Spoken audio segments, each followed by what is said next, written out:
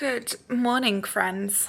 It's been a while since we've done one of these, a little reading vlog. I have a day off today. It's Veterans Day in the States, so I thought it would be a really great time to just take you along on a reading day.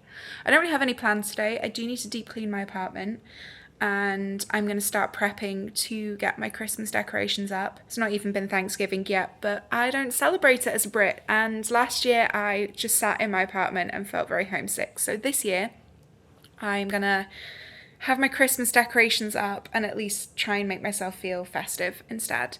So that is my plan for Thanksgiving, but I do want to start like preparing my apartment for Christmas decorations. I'm going to get myself a Christmas coffee from Starbucks this morning, and then I'm going to spend some time trying to finish Wool today. This is my work book club pick for the month, and this is my priority to finish today because I have an extensive TBR, which is only increasing as the days go on, and it's completely out of control. This is becoming obsessive. Like, I have a legitimate problem. Look at this. We're double stacked. I need help. I need an intervention. And so I need to start whittling it down now because it's getting a little bit out of hand. So we're going to finish Wool, and then we're going to discuss some other reading options for the month of November. I haven't really done like a formal TBR in forever, and you know me, I'm terrible at sticking to them anyway. But my plan is to talk you through some potential reading options for the month, and I'm also going to set aside my 10 before the end because that's something I want to film today. You'll have already seen it by the time this vlog goes live, so that will not be a surprise or a spoiler. I will leave it linked somewhere, this side, that side, one of the two, so you can see it. So I'm going to finalise my 10 before the end today, film that, and just have a nice little bookish day.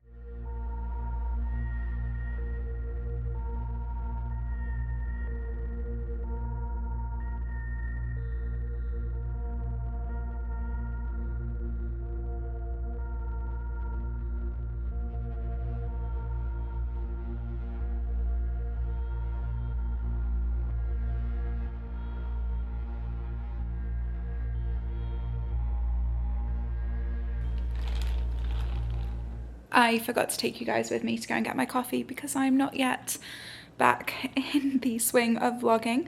I'm remembering to take my camera to places, but this is the iced gingerbread latte and it is bloody good. I am enjoying it. Tastes like Christmas and I'm so happy about it. I am ready to just be my best festive self, honestly. Like, I am so excited for this year's festive season. I can't even.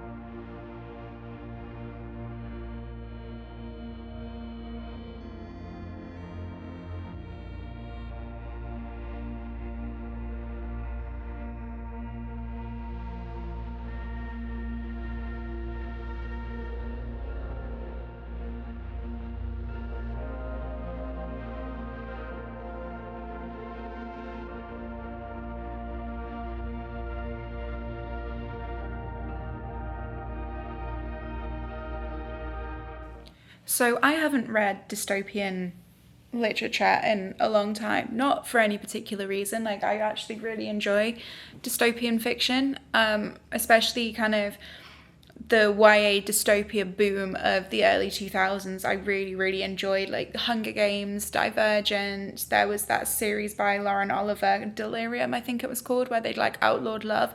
I absolutely devoured those series. I loved them, and it was really nice to kind of be an active reader in that first kind of wave of dystopia. I say first wave, it's not, because obviously the first wave of dystopia was like Brave New World, 1984, etc. But the first wave of like modern contemporary dystopia, it was nice to kind of be the target reading age for those books. But since I read them, I don't know why I've not picked up more dystopian fiction, but I just haven't. This, however, Wool is, I'm loving it, honestly, and it's just interesting to be reading it at such a pivotal time in US history. I'm drawing a lot of parallels between some of the stuff that I'm reading here and then some of the conversation topics that were kind of doing the rounds in the lead up to the most recent election. And it's interesting to be reading it in the context of what's just happened, as well as in the context of pre-election. Yeah, I have a lot of thoughts and a lot of feelings, and it's very, very interesting, and I'm really enjoying it. I haven't watched the Apple TV series Silo yet, but I'm gonna watch season 1 once I finish this book, and then I think I'll try and read book 2 before season 2 comes out, unless we read it for book club sooner than that. I don't even know like kind of what I feel like I can even say on the internet these days about stuff like that, because I don't want to be like jumped upon by people with opposing political views to me.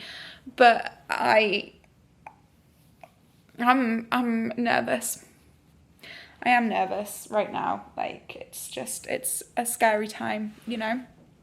I'm reading books like this. It does just remind me, like, reading in and of itself is political. You can't separate literature from politics. It's impossible. Just the act of reading, the act of being able to go and pick up a book, the act of having access to fiction, to non-fiction, to be able to broaden our horizons, learn in the way that we can, to explore other worlds, other cultures.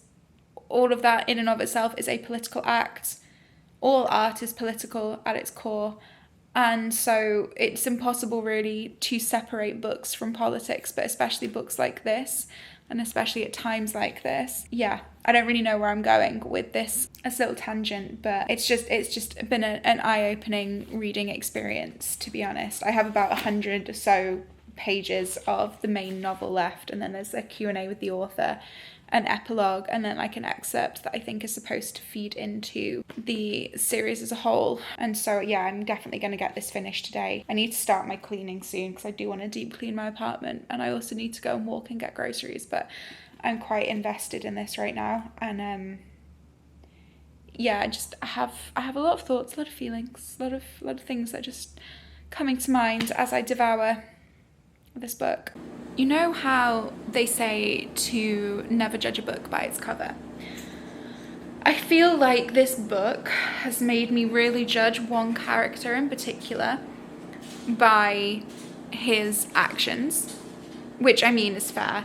And now I'm having a total 180 on my opinion of him, because I'm reading a scene whereby my entire perception of him as a person and what his beliefs are and what he is perpetuating could potentially be completely false. And I love it when a book has the ability to completely change your mind on somebody in the course of one paragraph. Like, wow.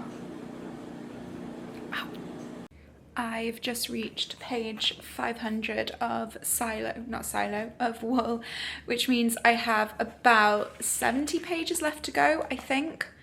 Maybe a little bit less. Part of it's the Q&A, so I've got about 60 pages of actual narrative, I think, to go through, and then the rest's Q&A, and then like this epilogue chapter thing. I don't know how it's going to end. Like, I can't call it at all, which I love. I love it when a book has you completely hooked right to the end and you've got no clue like how it's going to go and what's going to happen. So yeah, I'm really, really intrigued, and I want to delve back into it right now, but I have a potential work call coming soon, and I also want to sit very quickly and do my 10 before the end, which is what I'm going to do now. and then I do need to go and get my groceries. Haven't cleaned at all yet today, but I mean, that's fine. That's fine. That's my only thing that I've got to do today, and like, you know, I have all of the rest of today and into tonight to clean. But yeah, this is, I'm going to have to get the second book. Like, I was putting myself on a tentative book buying ban, but unfortunately this is too damn addicting. So, you know, I'm going to have to buy the next one. That's just, it's going to be what happens. But right now this is definitely sitting at somewhere around a 4 or 5 star read. I can't quite decide. I think it will depend on the ending, but it'll probably be a 5 star. I mean, look at all the annotations for one. You know me, I don't annotate a book like this unless it is really, really good. So, yeah, but I'm going to go root around in my excessive TBR pile now and formulate my time before the end, and I will catch up with you guys in a little bit.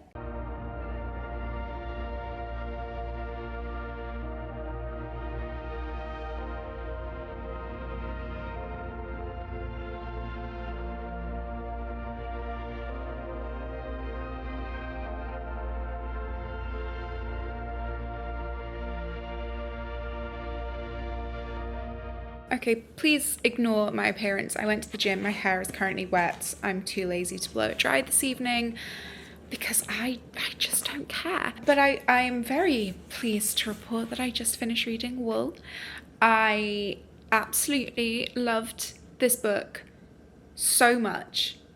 It's weird, I feel like it should be a 5 star, and then at the same time I feel like I don't have that buzz that I get from a 5 star, but at the same time, it was just so good. I can't think of any other rating I could possibly give it. So I'm pretty sure this is actually a 5 star. I feel like this is going to live in my head now in the same way that Seven Eves does by Neil Stephenson. I read that book back in, I think, 2016, maybe 2017. The me like recording properly on Booktube, I used to upload like what I read in a month videos to my lifestyle and fashion channel back when I still did that. And I probably got a video on there somewhere talking about it, but it was before my ex and I moved in together. So I definitely think maybe like late 2016, early 2017. And that book just absolutely captivated me. And I still think about it all the time. Like all the time. It was so good.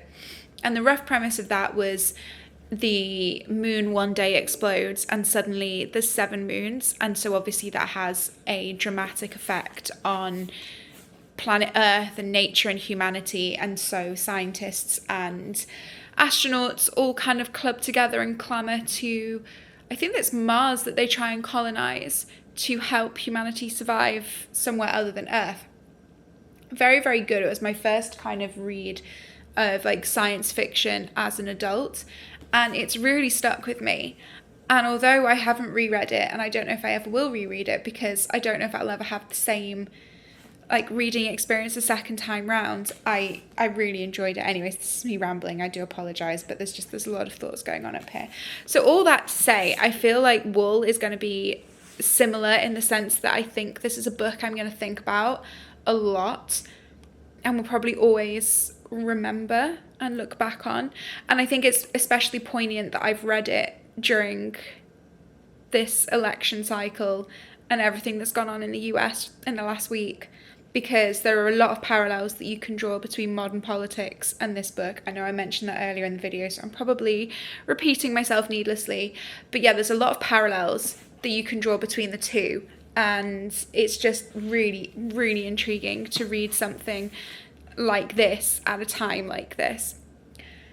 And yeah, I don't know, I had a great time. I'm going to order the second one tonight because I definitely want to finish reading this trilogy. I follow this girl on TikTok. I can't remember her name. If I find it between now and editing the video, I will leave her linked in the description. But she annotates some books. She doesn't annotate all of them.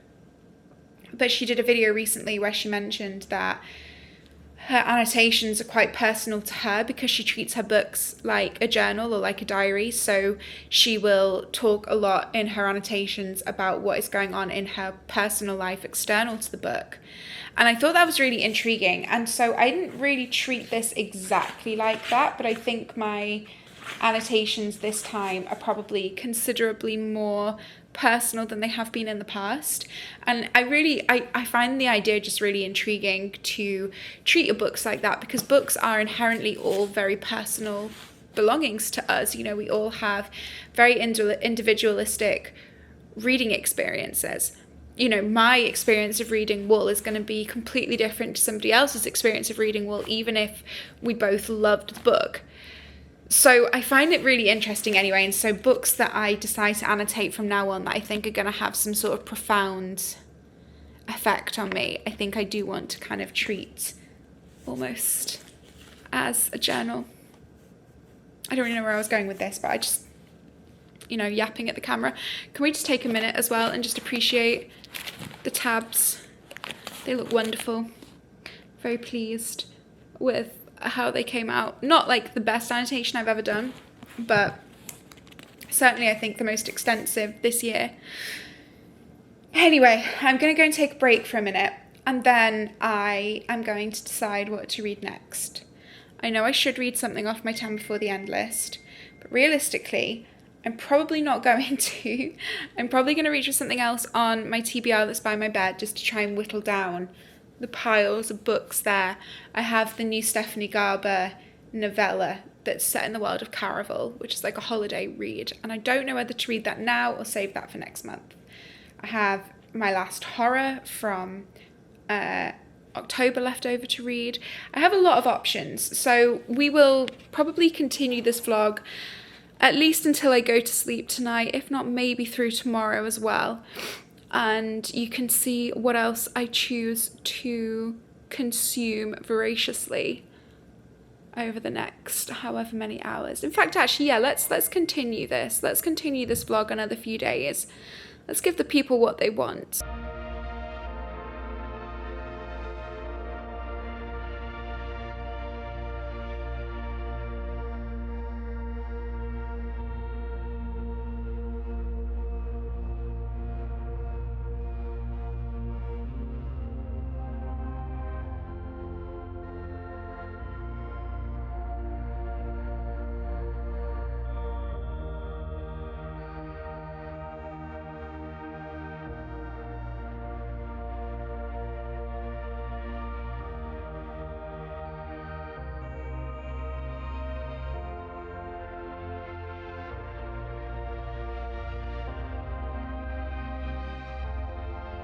Good morning, you guys. My neighbours kept me up until 2 a.m. this morning. Just really kind of them on a school night. Love that for me. So I'm feeling a little jaded this morning. I'm just about to start work for the day and I'm tired. So I just went and got a coffee. Didn't take you guys with me because I was kind of rushing. I am tired. However, I think I would have been kept up regardless because this book is creepy as hell. I started reading it last night and I'm already like a third of the way through, and I had to put it down at page 90 because I did that thing where my eyes kind of skimmed ahead to the next page without me telling them to, and I saw something that I knew was going to scare the absolute living bejesus out of me, and I was like, you know what, respectfully, probably not the best thing to read right before I am going to try and go to sleep. So I had to immediately put it down, and instead I read a couple more pages of this last night just to kind of distract my brain from thinking about the super creepy kid in the other book. So with this one, I've read the first short story already. It was okay. I read at the end that it was supposed to be a prequel to the author's novel, which it's interesting actually. I think I probably would read the novel having read that little prequel chapter or whatever. And then the second story in this is Olivia Blake's story, which has her kind of signature writing style all over it. It's reminding me very much of the Atlas 6 right now, and the way that kind of introduces you to the world of that academy. I can't remember the name of it right now, and the magic system and everything else. So very, very reminiscent of that. I only read a few pages of it just to distract my head from the creepiness and then went to sleep. I'm definitely going to try and finish that short story today and read some more of We Used to Live Here on my lunch break later. But yeah, really good start to both books, honestly. Like, I'm impressed. I'm enjoying them. especially we used to live here. It takes a lot for me to get actually legitimately scared from reading horror. Typically, I feel a little bit unsettled, but not scared. However, that scared me last night. So I think that's a good start. Wouldn't it be amazing if all 3 books in this reading vlog turn out to be 5 stars? Like, what a concept.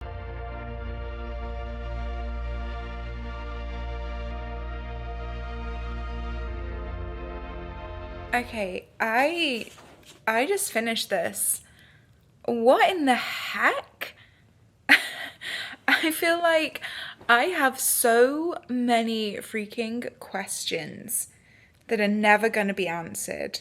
This book, honestly, I think has changed like the fundamental chemical makeup of my brain. Like, I'm genuinely questioning what is real. This was really good, in case you can't tell. Not quite a 5 star, I don't think. I've given it a 4.75 for now. That could change. I'm going to sleep on it. But this was wonderful. I inhaled this. I can see why this is being compared to House of Leaves a lot. I don't want to spoil either of the books in case you haven't read either of them. But the way that the house is characterized at the end of each of the books is very similar. If you've read it, you'll catch my drift on that. You'll understand where I'm going with it. This was definitely... Yeah, I think I actually preferred this to House of Leaves in some ways. I think House of Leaves was more accomplished in terms of the actual undertaking of the book, and anyone who's read it will understand what I'm meaning with that. The way that it's formatted, how dense some of the sections are, how much it makes you question, and then how much it sticks in your head afterwards. Sorry, I just thought it was a very unflattering angle. Whereas this, I think, is better written almost from a narrative standpoint because it's a lot more compelling. House of Leaves I didn't find as scary as this. This I found genuinely terrifying in places. There was definitely moments where, I mean, this was very vivid. It was very visceral. I felt as though I was in a horror movie whilst reading this, which is what you want when reading a horror book. I was incredibly invested in this, and I'm really impressed by it for that reason. But yeah, it was just lacking something that I would normally need to give for me to give the 5 stars. I feel like for me to give a horror 5 stars, I have to genuinely not be able to sleep. Like, the only 2 horror books that I can think of that have legitimately scared me that much are The Shining by Stephen King, and I think it was called Occult, but I can't remember who it was by. I read them back in like 2017 when my ex was away for work and I had the house to myself, and I had to sleep with the lights on that week because I was genuinely so scared. So I want that kind of reading experience, and this was almost that. Like, I had to stop reading last night because I was scared, but today I haven't felt that way. Like, I haven't felt particularly horrified by it.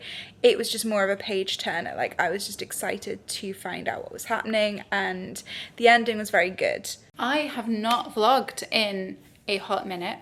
My week has just kind of like run away with me a little bit. It's been super busy with work and just life, but I have still been reading, so I wanted to come on with a little reading update for you guys today. And then this afternoon and into this evening, I'm actually going to start decorating for the holidays. So I'm probably not going to get a huge amount of reading in today, but tomorrow is another like heavy reading day. So I know I said the other day that like Wednesday would be the last day of this vlog, but actually I think it'll probably be tomorrow, because I'm going to do my best to kind of finish at least one of the 2 books that I'm going to talk to you guys about right now. And then I'm going to also give you guys a little mini book haul right now as well. So then that's going to kind of conclude the vlog tomorrow. And then next week I have some exciting bookish things happening. It's actually Miami Book Fair, which is my favorite time of the year, but I'm getting ahead of myself. Anyway, reading update wise from the last couple of days, I have been making some progress with In These Hallowed Halls. So I'm just about to start the 4th story called The Hare and the Hound by Kelly Andrew. So far I have read Olivia Blake's story and 2 others. And I really don't know how I feel about this, honestly. Like, I'm kind of funny with short story collections anyway, because I'm not a big short story reader. If I'm going to pick up any kind of book, I prefer to pick up like a full-length novel, because I prefer my narratives to be a lot more in depth and for me to be able to really connect to the plot and the characters, which I feel like a lot of the time with a short story, you know, that opportunity is kind of lacking, just in the inherent nature of what a short story is. But with these, I don't know, there's just something that just feels like underdeveloped and under-resolved with a lot of them. Olivia Blake's one, I will say, was good. It wasn't my favourite Olivia Blake book or story by any stretch of the imagination, but it's my favourite one in this book so far. I am really excited to get to ML Rio's one. That's the one that I think I'm most excited for. So I have like another 1, 2, 3, 4, 5, 6, 7, 8, 9. I have another 9 stories to get to in this, and I'm just kind of reading like one a day, one every few days, like as and when I feel like it. So that is this one. And then on my Kindle, I picked up a book called Music of the Night, which I will try and leave a picture of the cover on the screen for you guys. It's like a Phantom of the Opera inspired like fantasy romance. Honestly, I'm really not rating it so far. Like, I'm gonna finish it because I'm reading it, but like it's nothing inherently special. Like, it just feels a bit like flat for me. But I'm also right now reading Quicksilver by Callie Hart, which is Booktok's darling right now, and I am actually really enjoying this book. I am about 209 pages in, and I'm really excited to delve back into it today. I put it down last night because I needed to go to sleep, but I'm really enjoying it. I'm really liking Kingfisher as a character, and the concept of Quicksilver and the magic system really fascinates me. I'm intrigued by the world that's being built here. And for the people that have kind of compared it to ACOTAR, like, although plot-wise and setting-wise it's very different, I can also kind of see the parallels, and I think that the writing as well definitely feels like Sarah J Maas-esque, which I really appreciate. So I'm really enjoying this. My goal is to try and finish this weekend. So I'm on page 209, and there is about 600 pages. So like, depending on how my afternoon goes with my holiday organization, I feel like it is actually very possible for me to do that. Right now, I'm waiting on my front desk to process my order of Christmas lights that arrived this morning. So I actually can't really progress with decorating my Christmas tree yet because I can't put the lights on it. So I'm kind of like, I can probably read for a little bit before that happens. I'm really excited to get into that. I'm really hooked on the premise and the characters and just the general world building. And then on to my little mini haul. I only meant to pick up 1 book in Target today, and I ended up picking up 4. And I'm going to show you them all, starting with the book that I went in to pick up, which is How My Neighbor Stole Christmas by Megan Quinn. I'm somebody who will, so I'm trying to peel this Target sticker off because I hate stickers on the front of my books. It's really annoying. Like, why would you do that? So I am typically somebody who, when it gets to Christmas season, I will go into Barnes & Noble and I will just buy up a ton of Christmas books. This year I haven't done that purely because I am going home for the holidays. I'm going to fly back on the 13th. So it feels a bit silly for me to go and buy a ton of books in the lead up to that, because I have so many unread books in this apartment and also so many unread books back in the UK that I really need to get through. So realistically, a better use of my time would be to read what I have already on both sides of the Atlantic. But I did want to treat myself to 1 festive romance this year, and so I chose How My Neighbor Stole Christmas. I've heard this is incredibly spicy. I've seen some excerpts doing the rounds on TikTok that made me be like, okay, I see. So this is what I went in for. And this, I think, is about a Christmas tree decorating competition of some description. Yeah. Anyway, I feel like that might be a Grumpy Sunshine as well. I feel like there's some Grinch parallels being drawn in the synopsis for that book. Then I picked up on a whim Fang Fiction because this sounded really good. So this seems to be about a girl who is dealing with some trauma, and one of her coping mechanisms is getting really into this book series called Blood Feud, which is about vampires, and she doesn't believe that vampires are real until suddenly one day one of the characters from Blood Feud walks into her life. And I didn't even finish reading the synopsis. I got to that point and I was like, absolutely yes. I've seen people talking about this recently. It seems like it's a really good time, and I think I'm gonna really enjoy this.